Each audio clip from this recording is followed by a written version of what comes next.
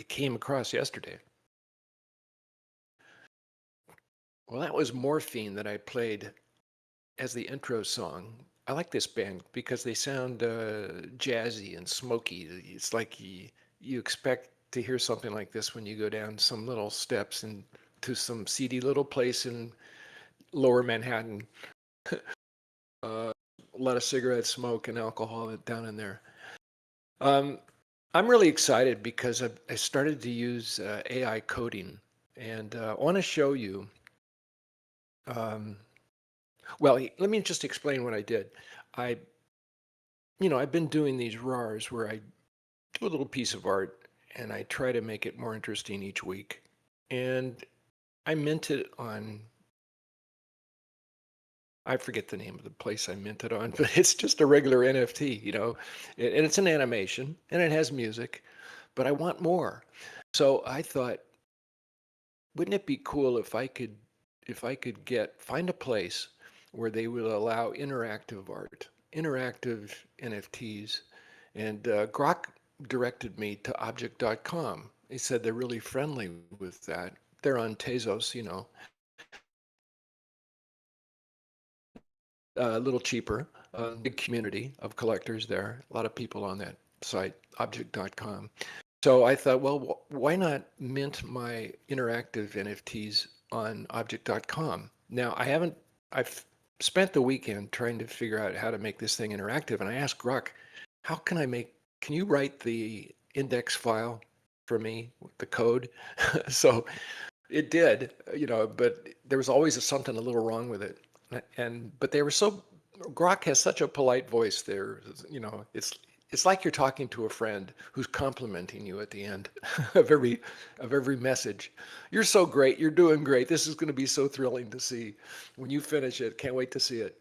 That's the type of comments you get from AI.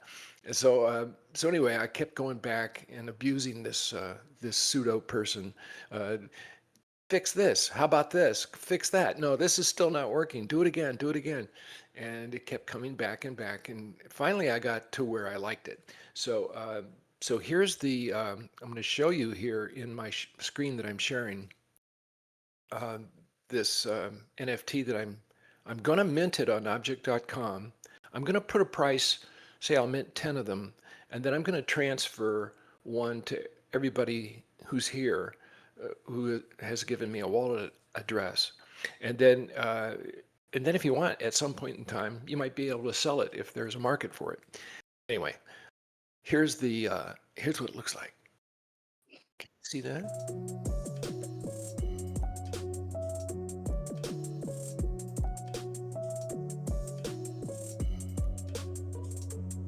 Now, what's cool is you can rotate it and play around. Look at this. So I have like three little interiors that have a doorway into each other, and you can see how there's a name. Now I could do a lot more. I could make these patterns animated, maybe next week. Here I can mute this. So I made a full screen button and I made a mute the sound button, and you can zoom in on it too, so you can make it bigger. Let me turn that off. There. So that's pretty cool. You could see things backwards if you want. So now now the NFTs are going down the drain. That's sad. So are the artists going down the drain. Anyway, this is just one possibility of what could be done, because I have to, each time I click on the screen, it activates the noise again. But it would be neat. There's more interactivity that I could add to it. I could add links that you could go to. I could put a button down at the bottom where you could email me, or I could, uh, I don't know. I just have to think about it, but there's a lot more. It could be interactive, a lot more you could do with it. It's just fun to play around with it with the cursor, which is what I'm doing. Every time I click on the screen, I'm turning the music back on. Anyway, so that's this week's RAR that I'm going to give away. And that's the first one, and I'll make a little collection on object.com. So that'll be a place where my future NFTs will be. All right, so let's go on to our first artist. How's everybody doing here? Anybody want to speak up? Speak now or forever hold your peace.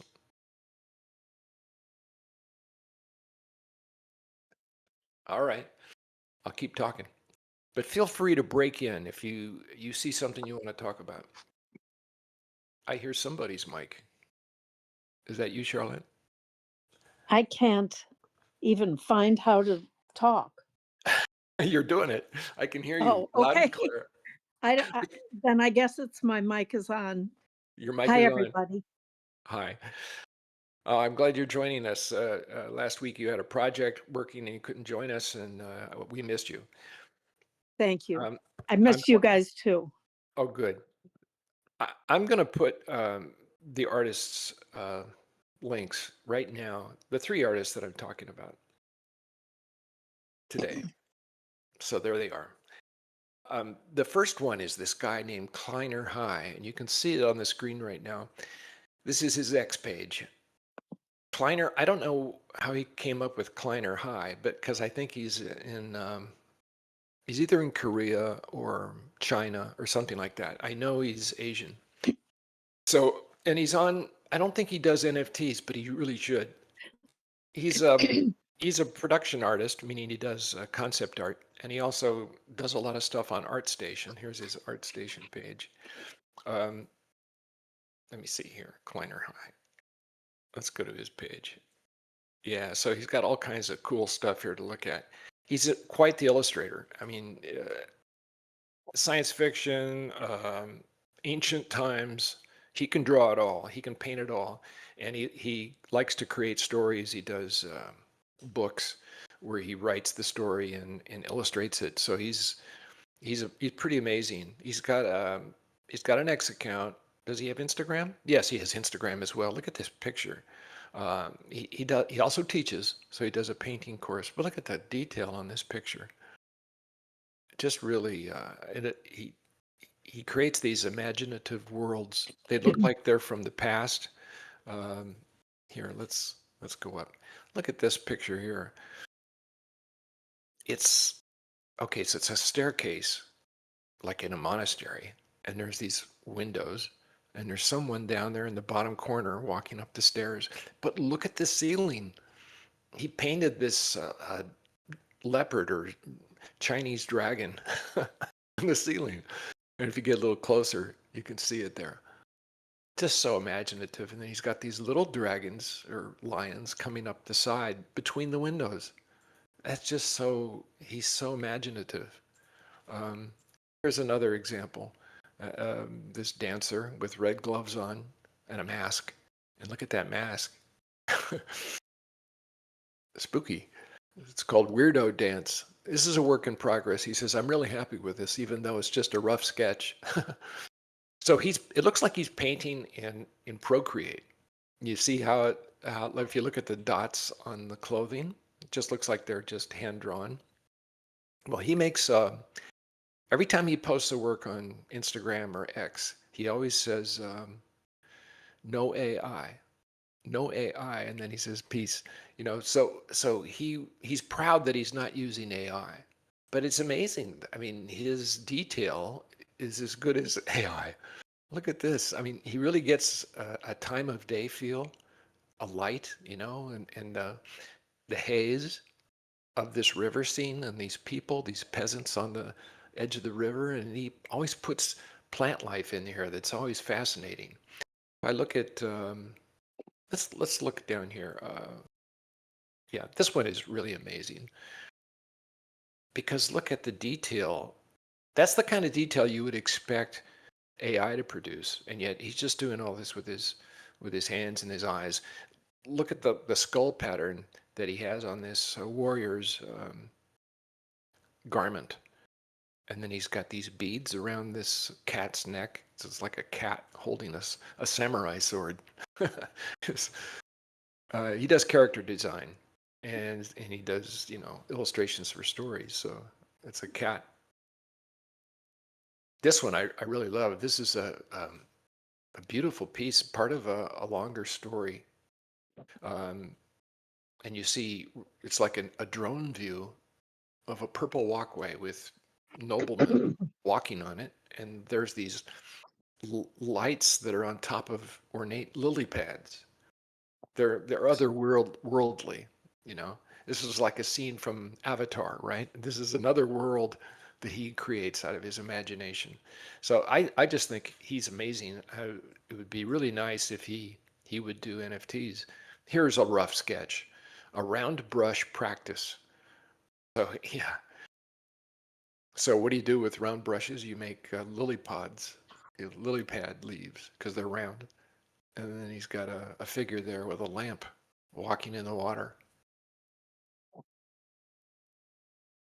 As I scroll down here, see, this is an example of a scene. He's very much like a storyboard artist.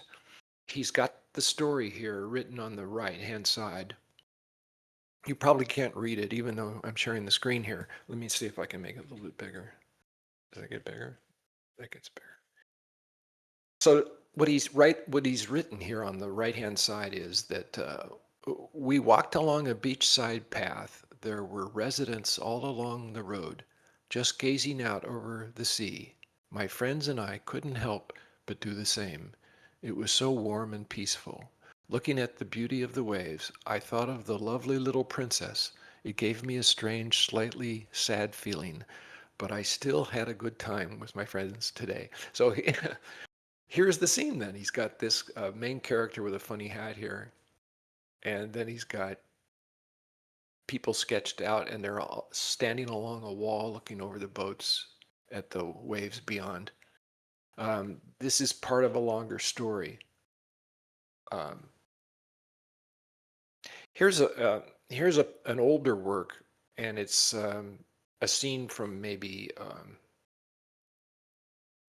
a concept art for maybe a horror movie, and you see a monster with two eyes coming down the street in a metropolis like a Manhattan kind of an idea, and and he's breaking buildings as he comes along, sort of like Godzilla, and there's cars all jammed up together, and the camera's down low, and there's this guy running away from the monster. Um, yeah, really nice. He's got really nice composition because he's got the headlights of that car at the bottom left shining on the legs. That's the first thing you see. And then you look up from the figure and you see the monster in the distance coming. Um, just, you know, the guy has a cinematic sense about what he does. And you need to have that if you're a concept artist. That's what it's all about. Um, yeah. So this is, and then he does pieces like this. Here's an ice city. Look at the beautiful green colors in this piece. And there's like a city that's made out of ice or snow, and then there's people down there in boats going towards it. Um, it's just an unexpected color scheme. You don't expect to see green mountains or green ice mountains like this, and then to see that blue slate sky. It just and then it's so bright. Look how bright that. It's like the sun must be shining on that city, distant city, on a plateau of ice. So just really amazing stuff. And he does crowd scenes. Look at this. Look at this crowd scene. It's some sort of parade. They have, you know, like the Chinese New Year's. Yeah. See, there's a logo on the upper left side. It says "On the Way." That's the title of his book. This is Chapter 1, Part 8.1. So he's illustrating a long book, and then he's got here's another great.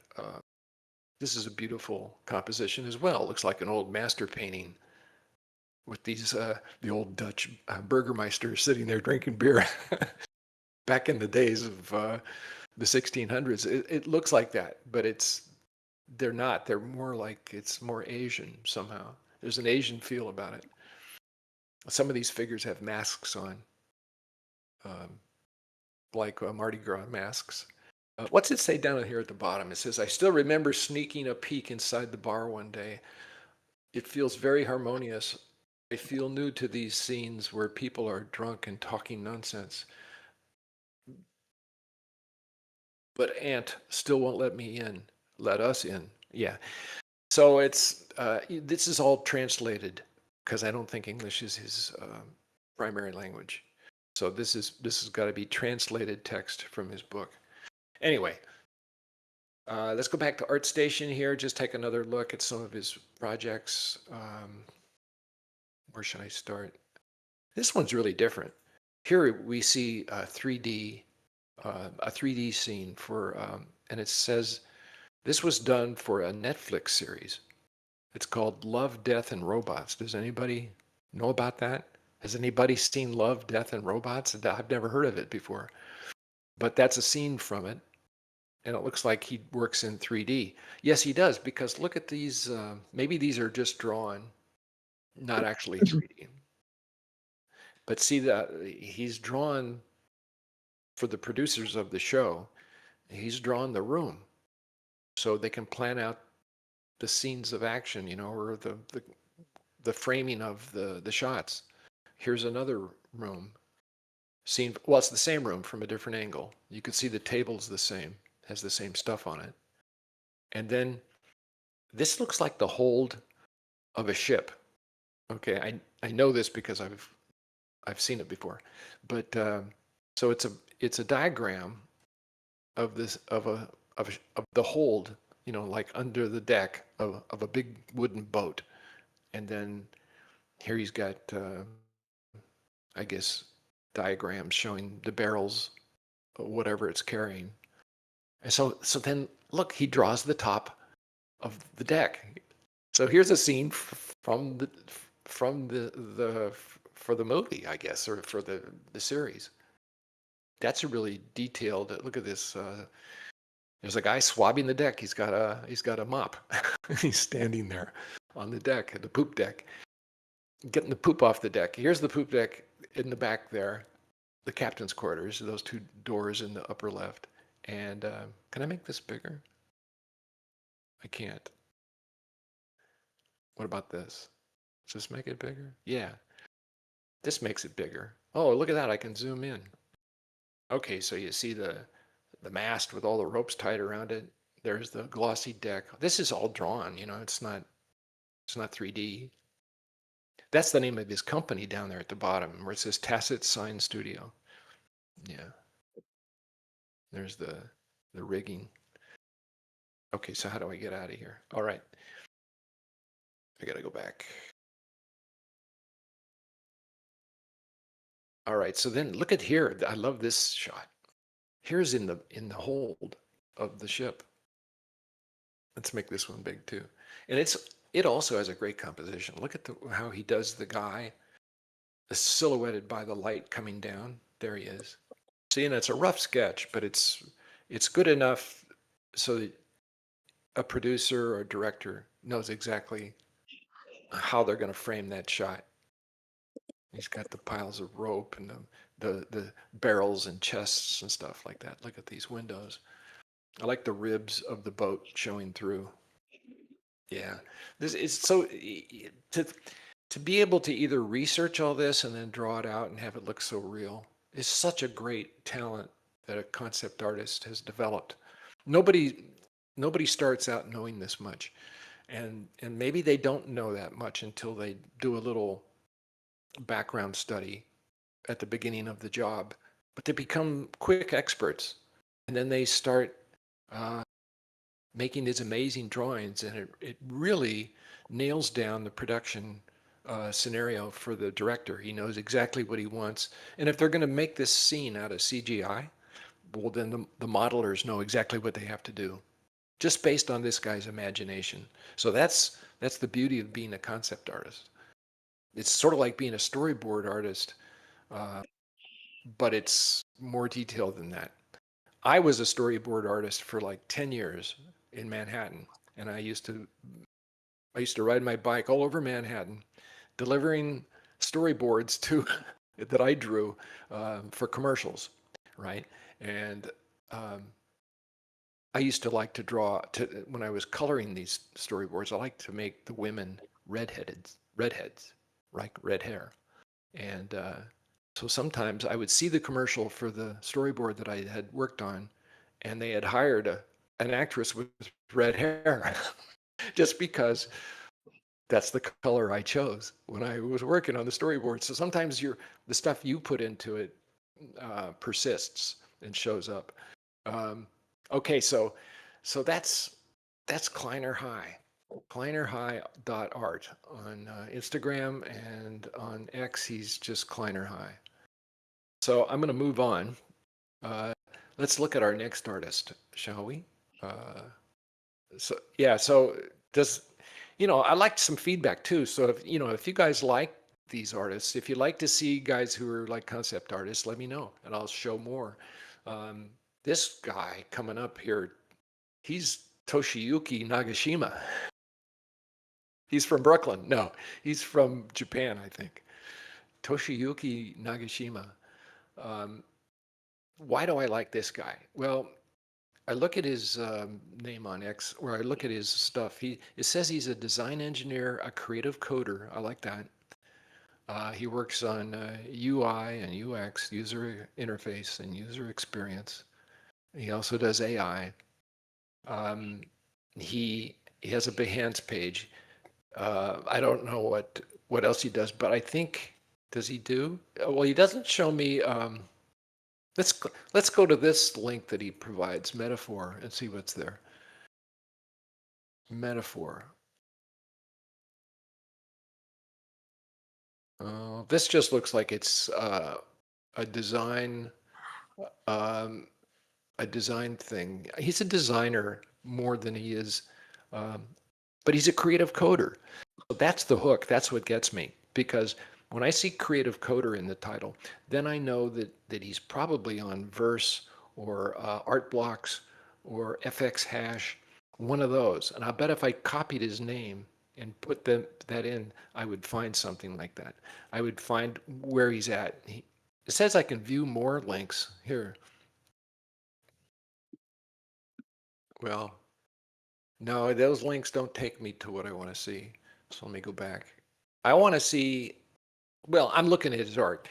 Okay, so he uses openprocessing.org, and he's given his username there at the top of this link. And he's into creative coding, generative art, generative P5JS, which is JavaScript, WebGL, shaders, NFTs. Oh, so he's an NFT guy. It says right there in the hashtag. So look how fun these are. If I was going to start doing generative art, it might be something like this.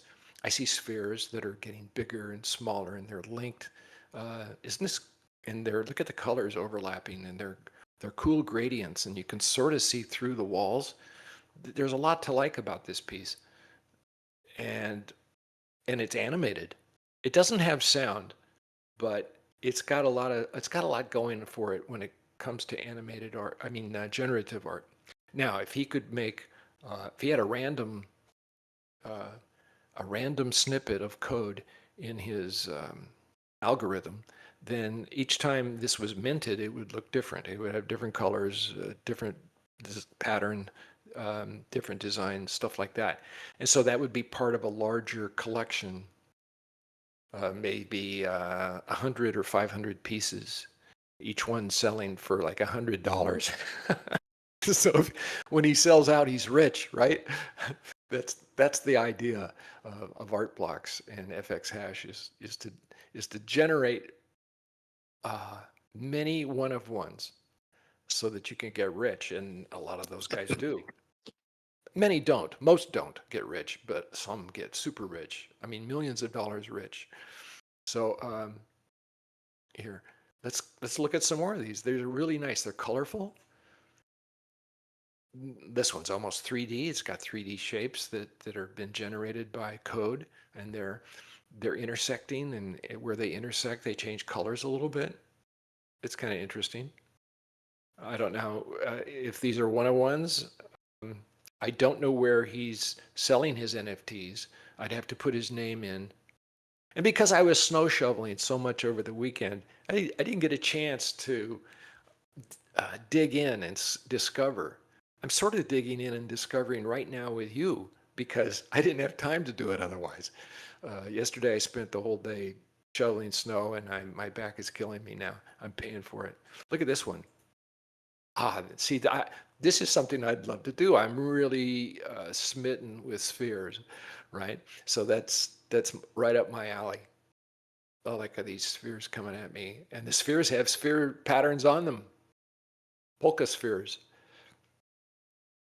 polka dots. See, but I would want to have music. See, if I did this one here, I would want to have music, and then I would want to have um interactivity. So, the code that I figured out to make my NFT coded, yeah, you're right, Elbow. It's like wiffle balls. See, now if you could see the back, if those holes truly were holes and you could see the back inside texture, then it really would be wiffle balls. But I would like to do one that's generative. Here's the idea. Do a do a generated piece, say like where you could do 500 and each one's different. No two are the same, but each one is interactive as well. And you are inside of this environment and you can rotate it and play with it rather than just looking at one thing. And I haven't I have not seen anybody do that yet. So, and I don't have to code now that I have Grok on my side. I have this friend who will code for me. So far, I haven't had to pay for any AI. I may have to pay Grok, maybe Super Grok, Grok Premium, to do this. There's other codes. There's Claude code. There's Anthropic. Look at this beautiful piece. It's like a propeller, but it's a sphere. It's like a seashell. It's two seashells. It's two conches. It's a rainbow. And it's got little saw blades inside. See those little triangles? Yeah, that's a nice piece. I wish it looped. It doesn't loop. When it gets to the end, it doesn't loop. Watch this. Here, let's play this again. See, it doesn't loop. When it gets to the end, it should just reverse course and go back to the way it came instead of just starting over again. It should be a seamless loop, right? Here's another one of his spheres that is animated. It changes its shape. It gets elongated, and then it bows out, and then it changes direction. Okay. He doesn't just do spheres. He does other stuff too. And I think this is based on a Chinese or Korean symbol. I think this is a Japanese symbol. Yeah. So it's probably his initial. It's his name probably T, and yet he's got these rotating bars. Now look how interesting this piece is. He's got these tall rectangles, and they change size, and they have a spherical gradient on each side that gets stretched out as they get taller, and then they get smaller. And it doesn't seem like it would be that hard to ask. If I just said I want rectangles bunched together, textured with this color map, and make them rotate too. You would probably get code to make this. So, what's exciting is that AI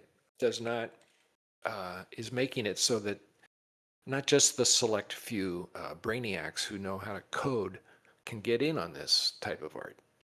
See, now here, this piece again is what makes me think it's his initial. Oh, there. So see this. That's his Japanese symbol right there. Let's see this big. Yeah, maybe that's his signature. I don't know what all these. Let's see what this says. It doesn't say anything. There's no text explaining what this is. I know it's a Japanese symbol though. This one reminds me of those juggling pins that you see in the circus that they throw, usually from one juggler to another, back and forth. That's what that reminds me of. But they spin, and he's using a really nice gradient, um, like rainbow gradients of pastel colors, and they spin. See how every 3 or 4 seconds they spin like that.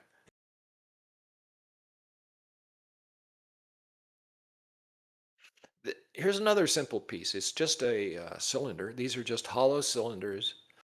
Some have been flattened out. They look like penne pasta. These are rotating penne pastas stacked on top of each other, just rotating.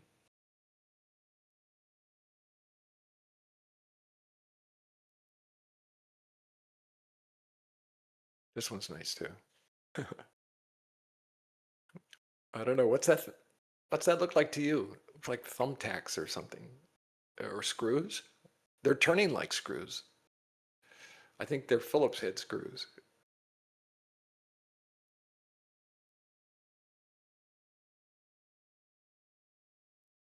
Some more rainbow spheres changing changing shape and having their texture move on their shapes.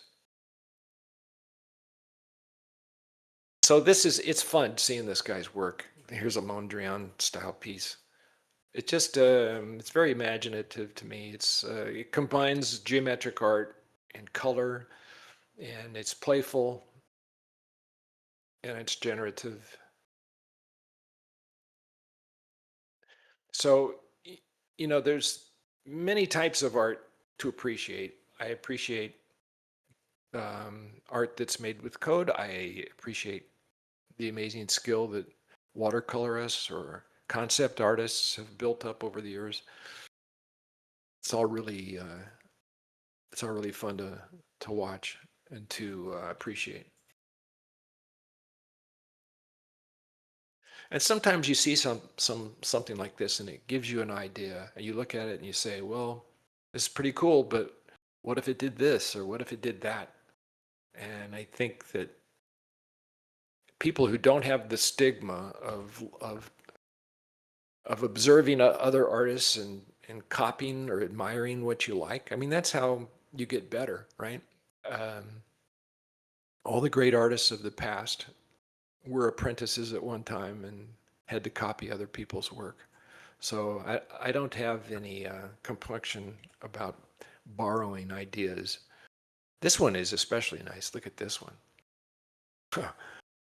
I love the way the shapes accommodate each other as they move into each other's space. It's like one shape gets out of the way, another one enters. And if you follow the movement in the center, you can see that there are big shapes that are just behind the ones we see, and they're moving, their points are moving up and down. And we don't get to see the whole shape until it comes out at the bottom or the top. Here's your rainbow hamburger here.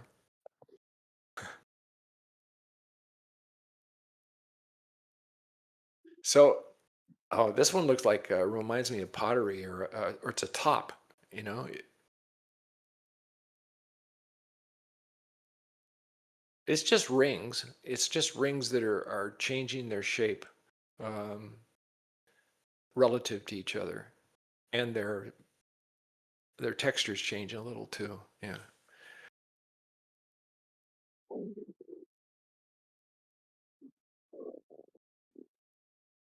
this one's a little different now. See, that's done with code, but that also looks like our next artist that I'm going to show you. He's a Houdini artist. Houdini is a uh, is a 3D program that's very difficult and mysterious to learn because it uses a node-based system, and it's probably as hard as maybe not as hard as coding, but pretty hard for people who are non-mathematically inclined. You know, if you're a concept artist and you're just painting with your hands and your eyes, you're you learn how to do that and your brain just sort of does it. But if you're a coder, there's an interface where you have to type code, and code doesn't look like anything. It's just, it's just this weird language that you have to learn. And Houdini's like that. You spend most of your time in a window connecting boxes with little wires between them. You feel like you're doing a wiring. You're learning how to be an electrician. You're wiring up an apartment building with lights and stuff. Oh, look at this. This is a compilation picture. Look at this. This is great. This just shows you some of his past work. That's fun. Okay. I think we've done enough here. Let's maybe, well, I could keep looking at this for a long time. These are numbers. Look at that. That's numbers.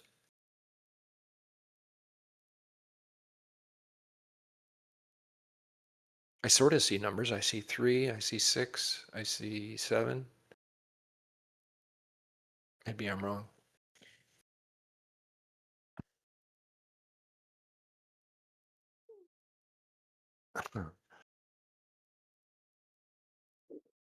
There's a static piece. Just to show you what he can do with, oh, this is nice too. Look at this one. See, now this could be an iteration of the first one I showed you. When we first started looking at this artist, we had balls moving around in a different pattern.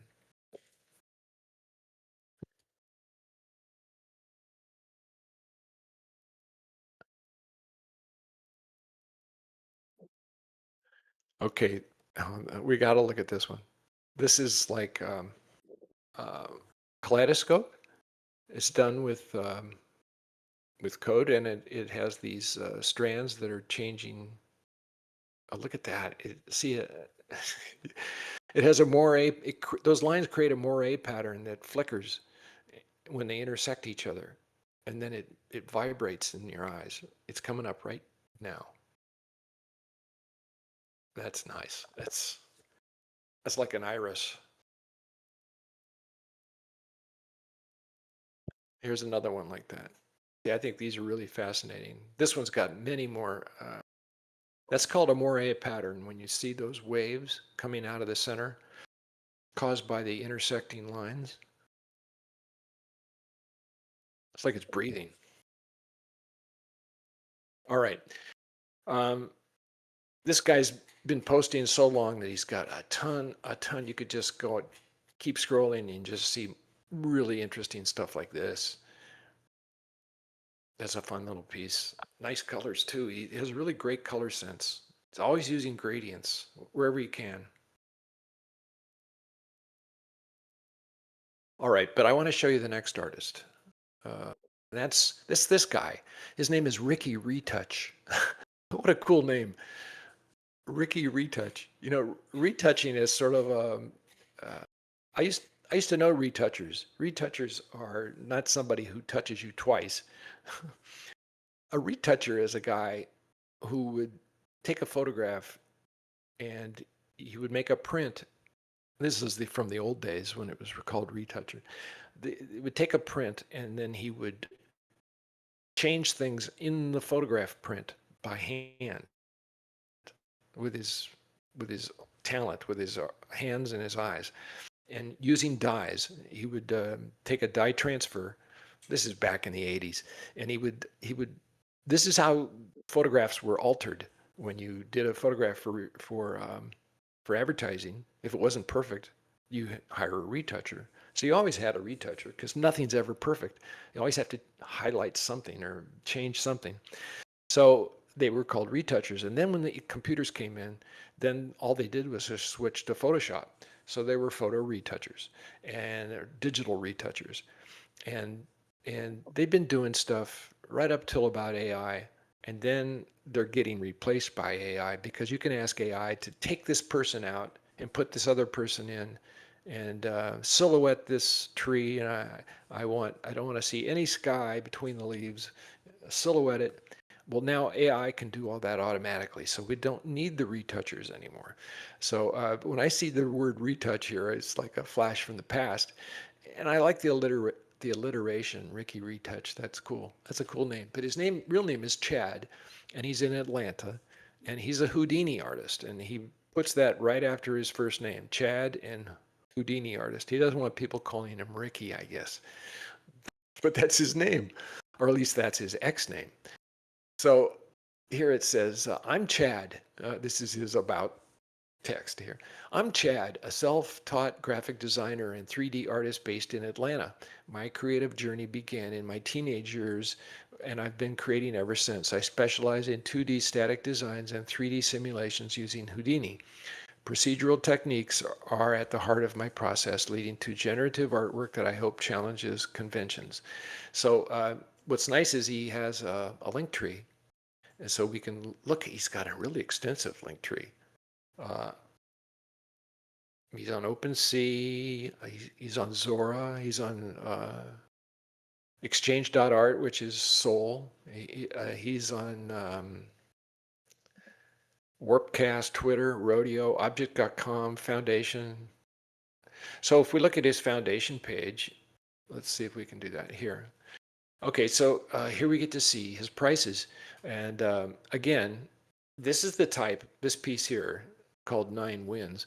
This is the type of art that is very similar to what we saw with the last artist, where it's like these wiggling shapes, except he doesn't do it with code, he does it with Houdini. It's a difference. I mean, I think code has more potential. Houdini just has these nodes, and they happen to do. You can do a lot of stuff with it, but a lot of guys don't explore fully what the software is capable of. Some of these are really cool, though. Look at this one. Now it's really hard to see on the screen I'm sharing, but this is very much like a sand. You ever see colored sand layered in a jar, like a bottle? And it's like a sand painting. And there's layers of different colored sand in a bottle, and you can look through the glass and see these patterns. So here's what this looks like actual size. Look at this. These little dots, they're like, there was a, Mosaic. yeah, it's like a mosaic. Does anybody remember, Charlotte, do you remember a toy that you could buy for kids for if they were interested in art, and it had like a plastic tray with tiny little holes in it, and they gave you a stylus that had some sticky stuff at the end of it, and you could pick up these different colored little BBs and place them in the grid to make a picture. It I didn't sounds see it, but it sounds fascinating. it sounds very tedious, but Yeah. it belonged to the era of Etch-a-Sketch or paint by number or color forms, if any of these words sound familiar to you. And so that's what this reminds me of. It's fascinating to look at these little pixelated balls. They don't overlap. They all have a little black grout in between them. But here's the whole piece. Oh my, it's like an icon. It's like a tapestry too. You know, it's like an Uh-huh. abstract tapestry, because you can feel that, you can look at the texture, and at this resolution, it looks like it's needlepoint, you know, or like a tapestry. So that's an interesting piece. If we look at some of the other, let's look at his prices. So that tapestry that we just looked at, the price is 0.035 ETH. So what is that? Is that a tenth of an ETH is about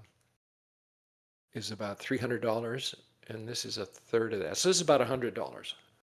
And is it a one-on-one? I think it's yes, I think it's a one-on-one. So that's his price there for that piece. If we look at this first one I showed you with the spaghetti waves, that one is about $300, a tenth of an ETH. And this one sold for $600. So people he's doing a lot of these static two-dimensional patterns. It's interesting because people who use Houdini usually try to make something 3D because it's a 3D program. You would have figured that, right? Except he doesn't do that. He uses it to make a 2D pattern, which is really fascinating. Let's see if I can get this bigger.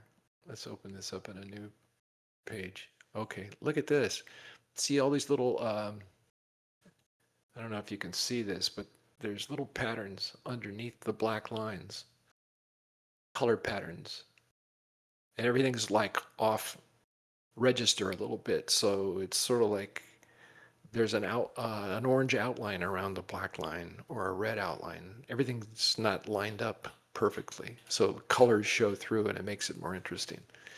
And he makes it like an old print, like it's an old printing press print, even though it's done digitally with a 3D program. So if I go back to his X page, and let's scroll down, I'll see there's another example of what he's doing there. That's some of his latest work. Here, like so like this is like a weather map with locations, and there's like a contour map of showing elevation of land.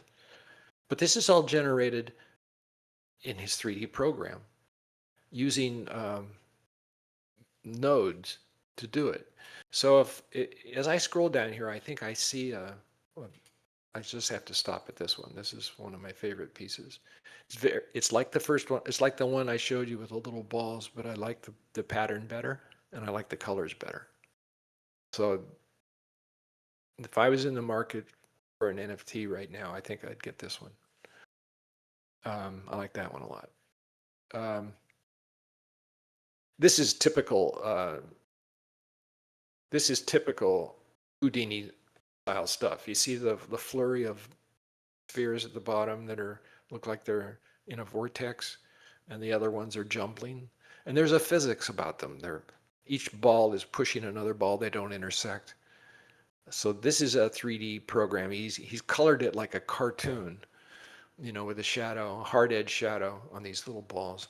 But that's the kind of thing that, a particle system that a lot of Houdini people do. But I want to scroll down here to show you how he does this, because he shows it in one of these. Yeah, okay, let's look at this. Let me get this big. Is there sound? There's no sound. So just on the left is a big square that's the viewport.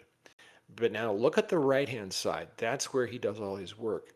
See these diagrams and patterns and sliders, and he's connecting these little boxes with wires like an electrician, and he's changing their position in the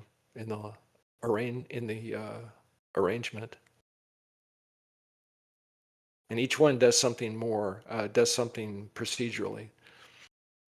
And by changing it, he creates the grid, he creates those lines, he puts the little dots in, he puts the number 27 in, he makes it look like it's a weather map. Even makes it look like it's old-fashioned paper or an old print. He's able to grade the color and change the color. And this is the type of stuff that he's selling right now. And so let's go back to his link tree. Uh-oh.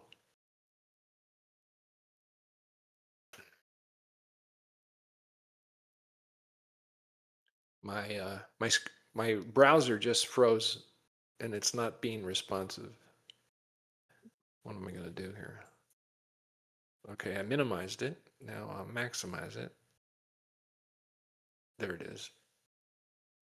Okay, now it's back working again. So let's go to his link tree. And let's go to object.com and you'll see what he's selling. He's selling these 2D patterns. Yeah, like this one. It's generative artwork. 7,200 pixels by 10,800 pixels. That's a really big piece. Look at this, object.com, because it allows you to, when you hit the magnifying glass, you can see it at actual size. So he's got this washed out texture and deckled edge on these shapes to make them look like they're hand drawn, even though they aren't. It kind of looks like a piano keys, but it also looks like digital, a motherboard, where they have the little wires, the little connections. Looks like a motherboard. But he's just going for an interesting pattern of color. Look at the way the blue zigzags, and look at how the maroon looks so different when it's on the blue, and yet it's different when it's on the yellow background. And so he's doing abstract art here. That's what it is. So it's interesting to me that he chose this avenue to do these 2D designs when he has 3D program. And that's what makes him different. All the other Houdini artists are creating balls or three-dimensional objects that are acting as particle systems, and he doesn't do that. He does this instead, which is really, this looks like a really funny maze, doesn't it? It's a different kind of a maze. He could sell these to Hermes. To where? Hermes, Yes. French silk scarf maker. Oh yeah, like fabrics. Yeah. I just read something, some new breakthrough in digital chip design, AI chips or whatever. The Chinese have developed a chip that can be attached to fabric, and so you could wear clothes that have digital chips in them, and they're waterproof and laundry proof, I suppose. What would these chips be doing that you're wearing? Tracking you, probably. That's it. They want, of course, the Chinese want to track you wherever you are. He's not wearing the garment right now. It's in the wash. It's on the line. It's hanging outside the window on the clothesline. Yeah, it's fun. So yeah, it's just like you have to wear a uniform, and the uniform has this code in it, and it's tracking you. That's so weird. Well, imagine it. In right now in China, they track you by your phone, right? You get tracked because you're carrying your phone around, and if the police here want to track you, they can. The advertisers know where you are because they can ping you. You're getting ads all the time, and they have to know where you are so they can feed. That's why so the police need to know where you were. They get your phone number and they figure out where your cell phone was, and they figure you're carrying it. But not everybody carries a cell phone. But if all clothes are made with chips in them, you'd have to go naked, I guess, if you want to be anonymous. You might stand out like a sore thumb, but at least you wouldn't be tracked from the sky, from satellite. Anyway, I'm just rambling here. Yeah, so here he is on, what's this site? This is exchange.art. So this is where they sell code. I mean, they sell NFTs here for a different type of currency. It's called Sol. That's short for Solana. And Solana goes for about $120 right now each. So here's a piece, okay, that he did. And this is interesting. Looks like a long Rubik's Cube it's rotating, and some of the colors are sticking out and going back in. And that's pretty nice. There's no sound to it. At least I don't think so. No. Somebody should, I think everybody should add sound to their NFTs. Anyway, this sold for, or the price is 5 Sol, or that's right now, that's $618. So those are pretty high prices if he could sell them. And some of those he has sold. Let's see if I scroll down here. Um, yes, he sold these. These are sold out. So this is more typical of what a Houdini artist would sell. Um, let's look at this big. So it's a ball that it's made up of little hexagons. And then every once in a while, the hexagon jumps out and becomes like a hexagonal pole. And it maintains its color. It looks like mostly just the white and the blue poles end up exploding. There's some green ones too. But yeah, it's just fun to watch it. It would be more fun if I could control it. If it was interactive, I'd like it even more, wouldn't you? If you could stop it and rotate it and decide when it sticks out or explodes like that and goes back in, that would be fun. So I think for me, if I was the futurist looking forward and predicting what NFTs will do, I would think interactivity would be the next frontier. And because I think it'd be more playing is what's the most important thing in the world. I think most people want to play with other people, and that's what you always wanted to play when you were a little kid. You wanted to find out if your neighbor could come over and play with you. And I think when you're having meaningful conversations with people, you're playing with them, right? And so we're just made for playing. People are. So I think that stuff we deal with, we should be able to play with it. And I'd like art to be that way. I'd like other people's art. I'd like to play with their art, just like I play with my own art. I mean, I play with my own art when I create it, but I'd like to play with other people's art that's already been created.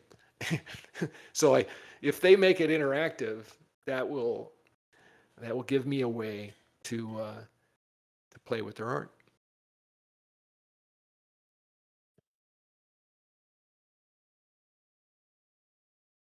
Here's 4 games in one here.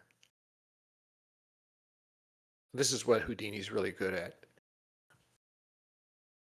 What's this kind of stuff? This spaghetti and particles. Boy, this one's 9 Sol. So that's to get this one is $1,100, $1,112. But he has sold like this one was sold out. I don't know how many editions. Oh, there were 10 editions, and 10 of 10 sold on this one. This one's nice because it's got when the spheres move, they get blurry, so that makes it more interesting. But if it doesn't say here, and none are available in secondary, I wish I could find out how much these sold for. They don't have. Oh yeah, here's the. Oh, let's look over here. They don't show what they sold for. If I was creating a market, I would always want to show the prices, and Object.com does that, but Exchange.art doesn't make it easy to find out. All right, well that's it for today's show. The hour is up for me, and I'm glad so many people showed up today. Let me get a little screenshot of just actually who's here. That's awesome. Hey, Jose Cabrera's here. Hey, Jose, you're invited to speak. You're all invited to speak if you want. Elbow too. Yep. And Trislet, you're invited to speak. So thanks for hanging out with me today. I'm glad you guys showed up because you're going to get this interactive NFT that I've created. And just so that you want to see what it looks like again, it's this. And look at this. And you can control it. This will be on Object.com. And it'll be in your wallet.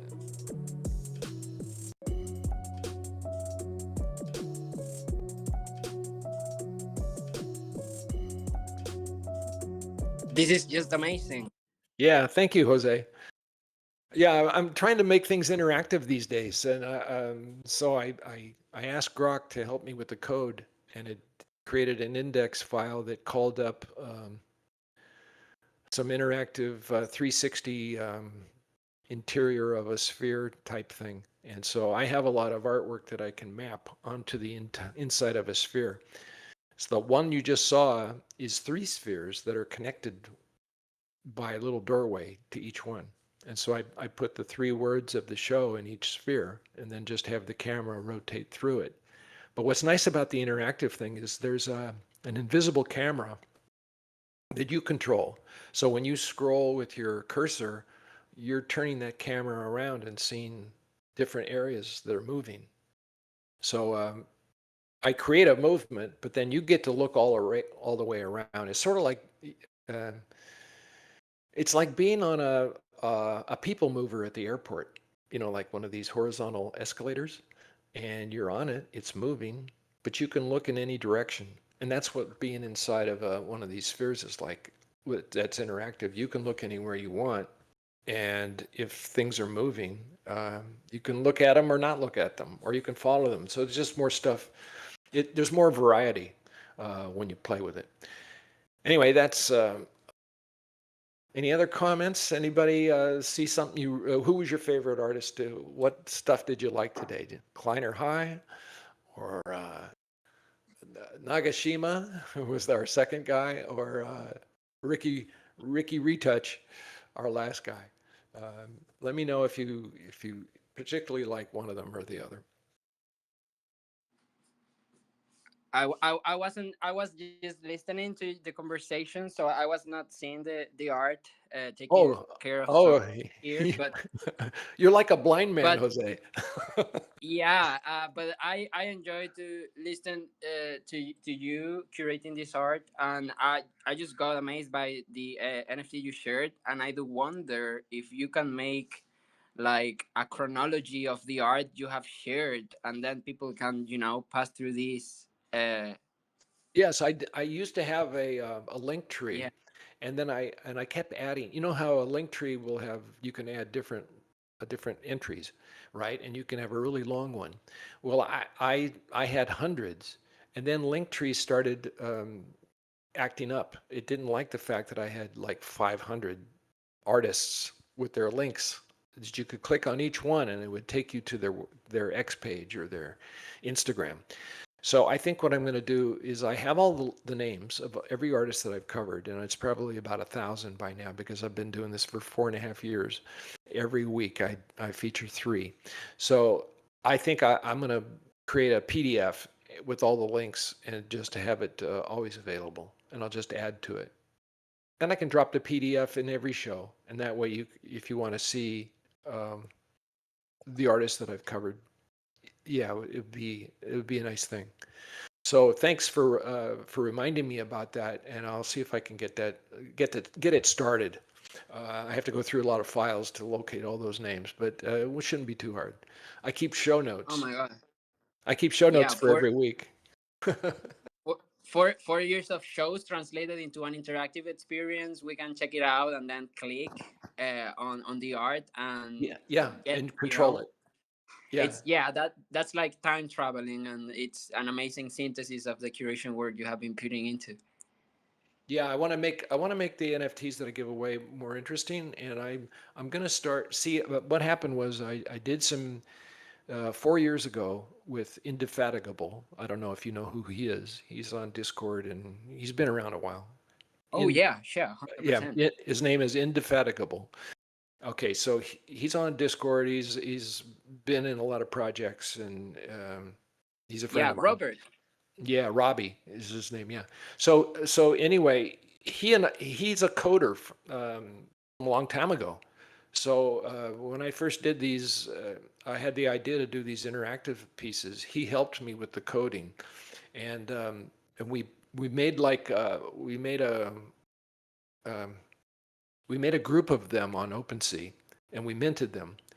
But unfortunately, when we uploaded the file to IPFS or Pinata, we used the free version, right? and it was only good for like a year, and then it vanished because we didn't secure it permanently. So now when you go to the NFT page on OpenSea, it just shows a big gray square. You can't see anything. So so it's been that way for a couple of years now, or 3 years, and he never did anything about it, and neither did I. So I decided that I would try to fix them and remaster them. You know, like sort of like a musician comes out with the original piece and then he remasters it years later. I was thinking about burning them, but I'm gonna leave them on OpenSea and reference them back, uh, put a reference or an old link, a link to the OpenSea original when I mint the new one. And I'm gonna mint them on object.com because they're more friendly to HTML interactive type NFTs. And so I'm going to mint them there and then refer back to the original OpenSea provenance. Um, so that's my plan, and I'm halfway there. So I'm going to get these NFTs working again that are interactive, and that gave me the idea. Then working on those gave me the idea to maybe make the weekly NFTs I make interactive as well. And this week is the first one. And so I haven't minted it yet, but you'll see it in your wallet, Jose, and everybody else who's here. You'll see it in your wallet, and you can play with it, and we'll see what happens. All right, I'm going to play. I have a musical outro. It's going to be a group called Morphine, and we played them coming in at the beginning. They have this song Buena, which is really good.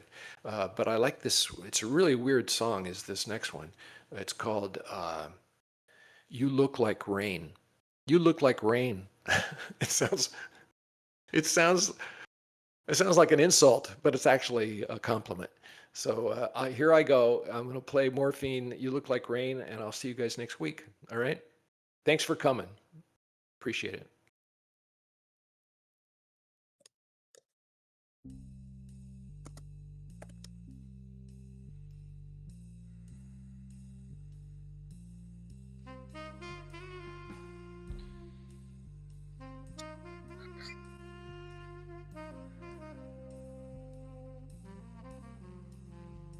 You're my